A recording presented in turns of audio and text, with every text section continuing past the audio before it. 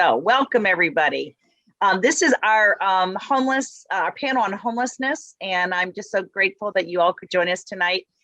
I am so honored to be able to introduce you to two incredible men that wanted to share their journey with all of us tonight on SleepIn for SleepOut. These are men that I've had the opportunity to know for many years, and I have watched them go from struggles of homelessness to independence to empowerment to resilience, and most of all to redemption. And I am just so proud that they are with us tonight on this panel. So let me introduce you first to James Doc Robinson, and he's right here. Hey everybody. Hello. So James Robinson, he is Doc, and he's known by Doc by everyone that knows and loves him. So thank you for being with us. And then we also have tonight Donald Anderson, and Donald is with us. So welcome, Donald. Hey there. How are you, Diana? Good to see you, sweetheart. So glad to have you here. So we have 30 minutes, guys, to just kind of tell the story about what it was like to go from homelessness to where you are today. So I'm going to start with, we've got 5 or 6 questions we're going to ask, and I'll start with you first, Donald, if that's okay. That's okay. And I just wanted you to briefly tell us, what was your life like before you came to the Lord's place? Before the Lord's place, I came from Texas to Florida for treatment. I got on heavy drugs while I was in Florida when I first got here. And I ended up homeless on the streets, doing a lot of drugs, crack, and so forth, a lot of different things, and got in a lot of trouble. And so I had got put in a halfway house, and I was struggling, man. I was still hopeless. I was off drugs, but I was still hopeless and still did not have that hope. And I started going to these meetings on Tuesday night that you were having at the Lord's place. A guy at the shelter I was in told me about the Lord's place. So I started going on Tuesday and Thursday nights. And so that's how I ended up getting in, by meeting Calvin. But I had a company, destroyed my company, destroyed all my family relationships, everybody that was kin to me and loved me, and I felt like an island to myself. But I caused those issues, and so the journey has been long. We'll talk about that later. But I'm glad to be here and thankful for where I am, what the Lord's done in my life. Thank you. Doc, what about you? Tell us about your life before you got to the Lord's place. Well, the thing about it wasn't life at all. It was just a straight struggle and madness. End up, selling drugs. Then as time progressed, end up not being my best customer. I was one of my own customers. And it's just, I seen my associations change, and I seen a lot of people was hurt who really cared about me, didn't want to see me in that condition. I'd be gone all night, sleep during the day. And what really woke me up, I went into a friend of mine, Jerome Burgess, and his grandmother was sitting there, and I came in, she said, "Look at Batman." And I said, "Miss Honey, why you call me Batman?" "Because you only come out at night." And so, and listen, I don't know how she knew that. Right. And I just seen, like I said, it was just, I didn't even look like I wanted to go to the unemployment office. I didn't feel like it. I might have looked. Where did you come to us from, Doc? I remember. Where I came straight out of prison. That's what I thought. Okay, that's right. And so when you got out of prison, if I remember correctly, you didn't have anywhere to go at that point. Nowhere. Right? My parents, my father had died in 97. My mother was killed. She was in her 80s, round about 2004. And me and my siblings didn't ever stay together. I had a brother. He was out in California. But I didn't want to, they had my own papers. Right. So that would have been a mess. And I met Miss Cooley, the reentry. Right. Cooley, Mr. Mercedes, a whole team of people. But first I had observed Calvin coming in, but I didn't know who he was. He used to set up shops. And then I went and got his card and spoke with him briefly. And I never knew I was going to end up there because Miss Cooley wanted me in Georgia for whatever reason. Right. God wanted me there at the Lord's place with a caseworker named Stephanie Police. Absolutely. When they told me, I said, "Who is Stephanie?" They say, "Oh, that's Stephanie Police." Now, I thought they were saying she was the police. I said, "You snitching?" They say, "No, man, that's that woman name ain't no police." So when I went in there and met her, you know, God really has a sense of humor, you know. Yeah, he does. He kept the police right there. And not only was she my caseworker, she was my counselor and my therapist. I Yes. mean, she was good. She was really good. So for those new folks that are listening to the work of the Lord's Place, two names keep appearing. One is Stephanie, and one is Kelvin. And so let me just tell the audience that Kelvin Phillips is our Vice President of Housing, and Stephanie Police is one of our case managers. And both of you, both Donald and Doc, have connections to them. And I think it just reinforces that the real secret sauce at the Lord's Place really is the staff, right? I mean, it's the staff that just wraps their arms around you, and you think you're going to get away from them, and they don't let you get away from them. And so that's just the way that works. So let me ask you this then. This is the question I think so many people ask. I hear so many people asking this question to our clients. What was the one thing that triggered you to say, I don't want this life anymore? What was that turning point? What was the thing that turned the light switch on? And I'm going to start with Donald if I can. What happened, or what was the thing that said, you know what, there's got to be more to life than this? Donald? Well, Diane, I came from a career minded set. I had a career and everything in Texas, and I lost it all. And so when I got to Florida and I got to the end of my journey of drugs and alcohol, I'll never forget pulling my suitcase down 45th Street, nowhere to go, no money. And there was only two options for me. Either God was going to show up, or I was going to die. And I had no hope. I mean, I literally had zero hope, had zero money, had zero everything. I had my suitcase, and that's all it was. And I went from doing very well and successful in Texas to turning into drugs and alcohol. And I think I think it was hopeless. And even at that point, I didn't know that was the bottom. I thought the bottom, way you just wake up one day, it's going to be the bottom. My bottom was either suicidal, or I'm going to get help. And through a journey, God ended up putting me in Jerome Golden Center. Then I ended up in the Lord's Place, and God began to restore hope back into me. And that's what you mentioned. Two names, Stephanie and Calvin. Stephanie was my caseworker. I love her. She spent time with me. Calvin has spent time with me over the last 6-7 years or 5 years. So my journey was I was at the end where there was no hope. That was my end. That was my end. It truly was. Yeah. And I think, Donna, when you and I talked a long time ago, you said to me that you felt like there was nothing left at the bottom, right? There was nothing beyond the bottom. You had really reached that. And I do think that's what I hear that often from all of our clients, right? That suddenly something happens when they realize they can't go any further because they're there. And that's where they wake up and they finally say, I want more than what this life can offer. Yeah. So, and we're just grateful that happened to you, so you could be in our world. Thank you for sharing that honesty. Doc, what about you, sweetheart? What was the moment that you said, you know what, I want to change. I don't want this world anymore? I think it was several things, but as you asked that question, something just came to me, and I still remember it. Well, first I was sentenced to natural life in prison with 30 plus 10 and 3 mandatory.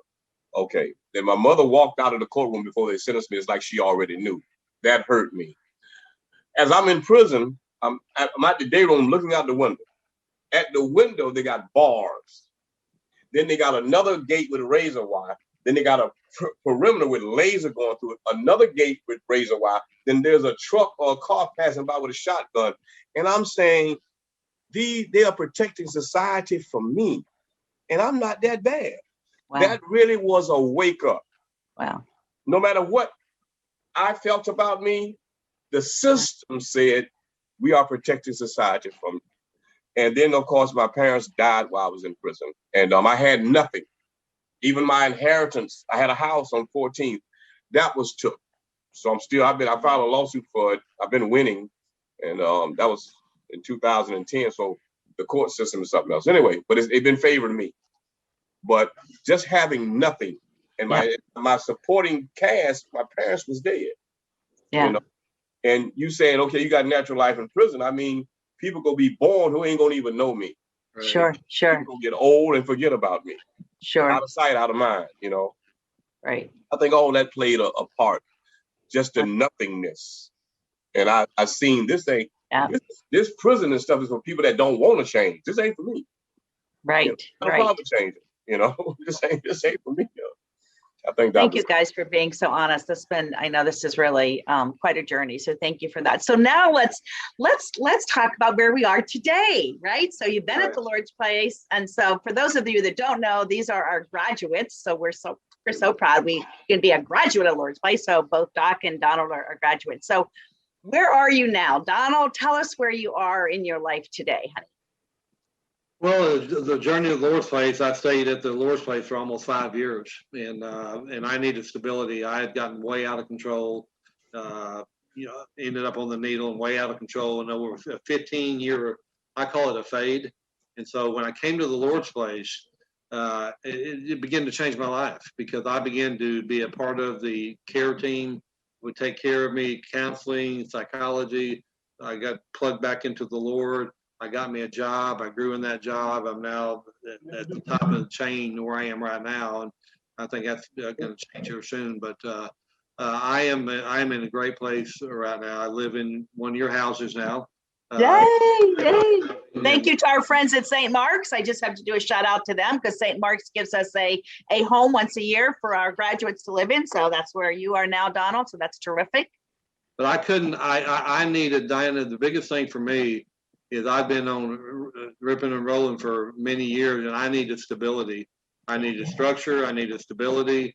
The Lord Place provided that. I'm just telling you, the love from Calvin and Stephanie Police, you and all the Lord's Place have been nothing but gracious to me. And so that foundation, knowing I'd be coming home to a place where there's no drugs, no alcohol, didn't have to worry about that side of the coin.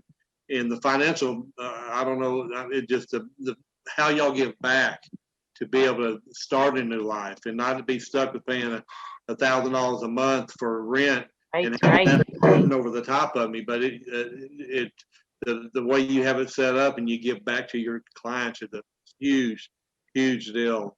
But the stability over 4.5 years at the men's campus got me that stability, where I was able to move into this house now, and I've been in ministry at other places now, and I'm restoring family now. And God. Yeah, let's talk about the family for a moment, because I think that's the most exciting part for you. Tell everyone about that. I had broken families. I have 3 kids: a 40-year-old daughter, 39, 41, fixing to be at 39, and then a 34-year-old son. I had no relationship with them. Drugs and alcohol completely cut me off from them. So over the last 5 years, I started reaching out 3 years after I'd been in recovery, because I couldn't call back, because I had to have time to prove trust. And so what happened, my daughter, oldest daughter, which I love so much, she had a certain way she wanted me to do it. And I said, okay, I'm going to do it their way. And I wanted to. It was in my heart to do it her way, because I really felt like her way was the right way, her and her husband. And so I began flying into Texas. I met with her for the first time at the same restaurant we met at when they confronted me on drugs, and we didn't even know that. 11 years prior to that. And then we had another meeting. Then she asked me, and the second time we met, would you like to come over and meet your grandchildren? And that broke me up. And another thing she had told me she said she had to learn to be able to live without me. She had in counseling, and that really touched my heart, because I know the people that acted like a father figure to her whenever I was out of the picture. So that I've restored. I've been back 3 or 4 times. I went back this last weekend, my first Christmas ever with my grandchildren. That's so cool. With all my grandchildren at my daughter's house, and they're coming here on May 15th to the 25th. The husband and wife, my daughter, and their 4 grandchildren are coming here for 10 days. Wonderful. So thankful and grateful for what they're restoring. But I will say this: you have to do it your way and be humble, because I had to realize that I'm the one that made the pieces break. Sure. God has to use me to do the right thing and be willing to do whatever it takes to bring that back around. And family reunification is such an important piece of the work that we do, because what we tend to forget sometimes is that a person who is experiencing homelessness, that homelessness impacts the entire world, right? That their entire family unit. So that is a great story. I'm so happy that you're back with them. So thank you for sharing that, Donald. That's terrific. Okay, Doc, tell me where you are today. Here you are, fast forward. Jonay Reed told me how you never ever wanted to go into job training, but she made you go. And now I know you have a great success story. Want to share that with our audience tonight? Yeah.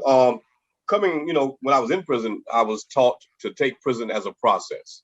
You may not be able to go to Yale or Harvard, but you're going to prison or jail. So make that your instrument. I came out and I understood that this was a continuation of the process because I had arrived back home, but I hadn't arrived yet. And one of the biggest miracles, I got married. Now that wasn't going to happen in my life at all. Hey, come on. Let's take it. Say, hey, this absolutely. We're still family. Hey, love it. That's the Lord's place. Let's see it. Hi, sweetie. How are you? I'm good. How are you? So good to meet you. You got a good one there. Yeah, he is. He really is. Well, so wonderful to meet you. That's so sweet. Thank you. All right. So, and then I got hooked up because I had 2 stepchildren before I went in, and I hadn't seen them for 20 years because I was in there for 20 years. And I got my daughter Nicole's number, and I called it. Oh. And I was talking. I said, "You know what this is?" She said, "No." I said, "This your daddy." She went to screaming, right? She kept screaming about 3 solid minutes. She said, "Where you at? I'm coming to get you right now." And God restored those relationships all over again. And her and my other daughter, which was my stepmother, used to take me out to all these restaurants, the Robin Baskin, whatever they was, the Robin something. Yeah, Baskin Robbins, with a great ice cream. They got it. Yeah. I didn't eat outside, even whatever I wanted. They and it was just heartfelt. But right now, I got a certificate. I'm a certified recovery coach. I'm a behavior tech. Me and my wife put together something called Extreme Solutions. We trying to, and if you also know, because when I was managing Riverside, I was a lot of clients from the Lord's place giving back because I think Calvin didn't understand. I never told him because he said, "Doc, I ain't got time. You just want to see me all the time." Because I wanted to see how he done it, Right. He was the leader of this, and I had a passion for what he was doing. I want to see when he has the phone, how he responds. I want to see it all. And I applied what I learned just watching him. Yep. How he handled different situations. And so I'm still in that field. I just have a passion to help. Just under the bridge the other day, taking what I took. Well, I got some shoes here now, and it's just what it is, So it's paying forward, Doc. I mean, that's what it is, right? Yeah, you have to pay it forward. Yeah. But you also have don't you have a business? Don't you have a business? Yes, I have a window cleaning business. Crystal glass window cleaning. Now, window cleaning business. That's right. The thing about it, God gave me the name like 15 years ago. I was in prison, and I thought I was going to have another child, girl, and I was going to name her Crystal Glass, right? Everybody. Yeah, that's what every female said. They just like, don't name that child. Right? It was a stage name. Yeah, she's gonna be Crystal Glass Robinson. And come to find out, it was given to me for that because I'm gonna get it on Sundays. Nobody's touched it, And I really enjoy that. That's so cool. Entrepreneurship and just being my own boss. You know what I mean? And seeing people. I go and I got me a uniform. I got some stuff. I love it. What it's called when you get it engrafted? Oh yeah, you have a logo or embroidered. Embroidered. Yeah, yes, you have it embroidered. Yeah, I went to the embroidery shop. Now you're official, honey. You're official when you have Crystal there. So when I come, I look like I got this big old company. And Doc, let me tell you, it's much better name for a business than it is for a child. So I'm really glad that you went that route. So that was really good, sweetheart. I'm very proud of you on that one. Yes. Okay, Donald. And where are you working these days, honey? I work at Investments Limited out of Boca Raton. I've been there. December will be 7 years. Right. So I've been there, but I'm looking at a change here soon, employment, and so I've been there that long. And good. And you're loving it. You're doing property management, right? Property management. I manage Broward County. I got about 70 properties and have about 12 to 14 people that work for me and actually work with me. But it's I do that every day and been doing it for almost 7 years. That's very cool. And one thing I just want to say too, me and my son talk every day, all the time now. And we're on Zoom every day. And so that relationship was restored also. Yeah, and that's the one that I got to meet at Christmas time a couple years ago, right? Yes. Yeah, that was really special. So gentlemen, let me ask you a question on this. What do you think is the one misconception people have about homelessness? You know, when we are driving down the street and we see the homeless, so what's the one thing that you wish you could tell the audience that people perceive wrongly about those experiencing homelessness? And I'll start with you, Doc. One of the things I believe that people, when they see that, they don't see the person, because I've met people with master's degrees was homeless. And what happens is when you see them out there in that condition, you got to realize somewhere in life they gave up hope, they gave up expectation. Oh, interesting. But yeah. if you've never been there, or see, some people done it, but they had a supporting cast. They had a place to lay their head. Because one of the things the Lord placed done, the most important, they gave me somewhere to lay my head. Yeah. That was the biggest thing. And plus the opportunities that present themselves. But people, it's some beautiful people that's homeless. To be honest, I deal with all kinds of people. I deal with people with all kinds of alphabets in front of their names, alphabets behind their names. But some of the most realest people are what we call homeless people. Yeah, I agree. I've seen homeless people do more sharing with items. Yes. Because a Newport speaks every language. I don't care who he is. Somebody give me got a cereal. Yeah, never seen you before. But in society, what we call people that really educated people, sometimes the same type love and realness just ain't there.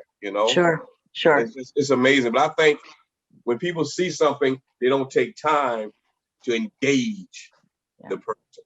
Do you think? And I think sometimes people put blame on the homeless. I think that there's a lot of blame. They're there because of the life choices they've made. They're there, and oftentimes we tend to forget that not all of them are there because of life choices, or those life choices occurred, and Donald, you could probably address this, because of some trauma that you've had in your own life, right? So that we're so eager to judge, and it's so easy for us to judge when really we need to not judge, and we need to be able to give people hope. And I think that's what you were saying, Doc. So Donald, what's your thoughts on that? What's the one misconception you think people have on homelessness today?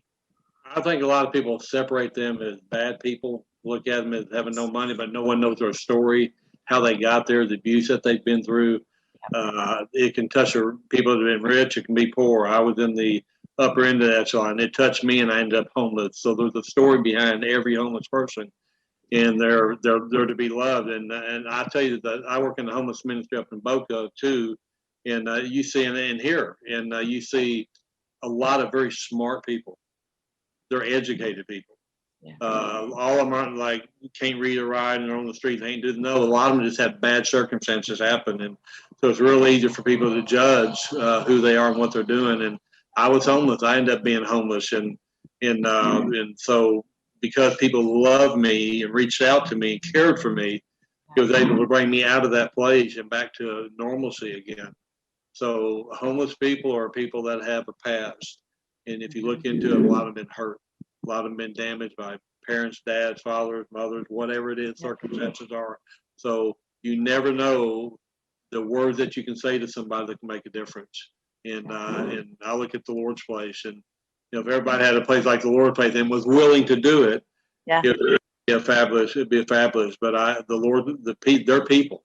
They're not people that you cast away. They're real people with real needs. And that's what I really appreciate since being at the Lord place and seeing that and understanding it better since I've been at the Lord's place. Sure. Doc, I think you said it so well. I mean, part of what we have to always remember is that homelessness is, and people have heard me say this 100 times, right? You're homeless because you don't have a home. You don't have a place to lay your head at night, right?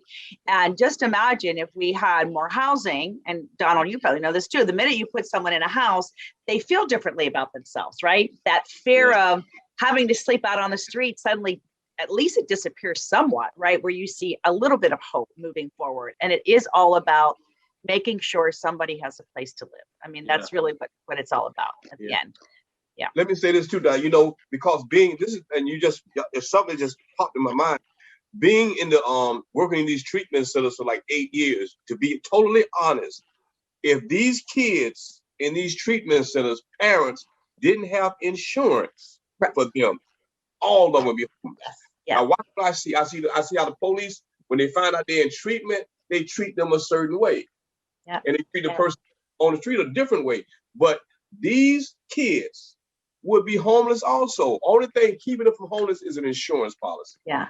Or what Annie Noble says so lovely. They have a safety gap, right? I mean, we have a safety net. Yeah, that's a net. We have a safety net, right? So if I was experiencing homelessness or if I was dealing with addiction or not had problems with physical health or I lost my home, I have a family, right? That would wrap their arms around me and help me. And so oftentimes the people that we serve, it's just that they don't have that. They don't have that safety net in their life. And that's what causes homelessness to happen. I didn't have it. I didn't even see the threads on the ground. Let's mow the net. And you guys provided that. You provided opportunity. And I used to tell guys, take advantage of the opportunities that the Lord presents, but don't take advantage of the people that present the opportunities. And I try to feel that with all the guys, I love that. I love that. I think we should put that up on a banner. I think that should be something we put up on a banner. That's pretty cool. I do like that. Okay, guys, we're coming to the end of our time together, but I wanted to just ask you to leave. I wanted to ask you to share some departing thoughts on your journey out of homelessness. What are one or two words that really explain where you are today and what the Lord's place has done to get you to where you are today? And I'll start with you, Donald. Where I am today, Diana, one of the things that really, having housing stability, being able to have a job, I also went outside of the Lord's place because they encourage that to get plugged into good people, get plugged into recovery meetings. And I chose to go to Celebrate Recovery. For the last 5 years, I've been plugged into that on a weekly basis for 5 years. And that fellowship and brotherhood and accountability and going to those meetings and stuff like that has added another avenue. But without that housing, without the support of the Lord, none of that would ever happen. Because I'd be chasing probably every center to go to and run out of money and have to go to another one and not have that stability. So the Lord place gave me that stability to rebuild my life while I had a place to stay. And part of the rebuilding process on the front end was Stephanie Police, counseling, Calvin, psychiatry, all that played a piece in it, me starting out. And so that gave me the ability and the hope to go out and plug into other people and other relationships. So yours is really restoration and stability, right? Those are the two things restoration and stability. Your journey. Those were the two common denominators that got to where you are today. It really is. A fair assessment. Okay, great. And I'll say I had the greatest sponsor in the world. That's the other piece of it, right? Is during the times of recovery. Yep. I'll say his name's Glenn, and he's on here listening tonight, I think. But I'm gonna say thank you, Glenn, for all the time that you spent with me, and you're still spending with me. I love it. Thank you for that. Thank you. And Doc, tell us your last departing thoughts for this evening on where you are now and what were the words and that tells you what the journey's been like for you. I want to say this. One of the things that even got me to this point was the Lord's place. There was a lady there who worked there. I want to say her name was Sydney. To this day, she never said she was the one. Somebody needed a housing manager to manage 28 people. And some kind of way, she gave them my name, never said anything about it to this day. And we was trying to figure out how it happened. So the people contacted Stephanie, and Stephanie told the people, don't look for nobody else. We got your person. I love it. So the guy wanted to meet me, and I was a field agent for Insurance Wireless. I actually was outside the Lord's place on Australia with my phone set up. Right. And the guy came there. He said, what do you think about it? I said, yeah, it's pretty good, man. He said, would you like to see where you're going to stay? I love it. I said, yeah. He said, well, when can you go see it? I said, we can go right now, right? So we from right down the street into North on Hummingbird's Way. Yep. 5 apartments down, 5 up, with a boat, waterfront property. And he said, this whole big apartment is your apartment. Yeah. And I said, okay. And it went from there, man, but understand that I done seen Calvin do this stuff. Right. So that's when you were able to take it to the next level, right? Exactly. What's the one word, Doc? What's the one word? Uh-huh. What's the one word in your journey that you'd want people to know that represented your journey? What's the one word? Just never lose hope. People can take everything from you, but if you ever allow someone to take your hope, they're taking expectation. You can take the house, the car, the jewelry, you can take peace and all, but if you take my hope, I'm wrong. But Got it. until, long as I got hope, long as I got an expectation, You got I the got hope. a chance. And the Yeah. Lord gave me and kept me with hope. Thank you. All right, gentlemen, we are up to the hour, and I am now going to tell all our audience, thank you, Doc and Donald, for joining your stories. It is 7 o'clock, a minute away. Thank you. In the chat button right now is the link to go right on to the Lord's Place program, virtual program for SleepIn, for SleepOut. So we'll see you over there. Thank you, guys. Thank you, So, Diana. so grateful Love for you. both Love of you. you. Love you We'll much. see you at Bye-bye. SleepIn's See you, program. Doc. See All you, right. Doc. God bless. Bye, guys. But